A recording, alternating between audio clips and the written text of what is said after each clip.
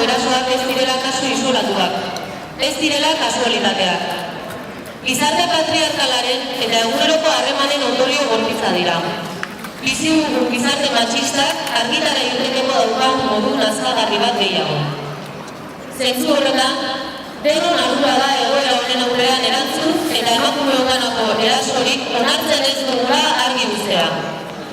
Denon ardura da, egunerokotasunean, berdintasunean oinarritutako harremanen alde lan egitea. Gizartearen arazoa dena, herri erantzun batekin baino ez dugu esaneraraziko. Horregatik, gaur hemen batu garenok argi eman nahi dugu aski dela. Ez dugula emakumeonganako erasorik onartzen ez eta onartuko. Geure buruaren jabe garela, eta norekin bai, eta norekin ez, zer bai eta zer ez, erabakitzeko eskubide guztia daukagula. Alarma gorri guztiak piztu ziren zapatu gauean, eta erakutsi du mobilizazio gaitasuna badugula.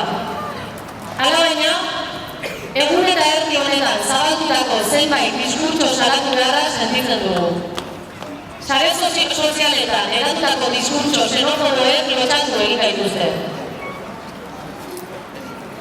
Elgoibar garbitu bezalako etiketek, Elgoibar talaksoaren ahoberoari bide eman diote, eta ezin dugu horrekin bat egin.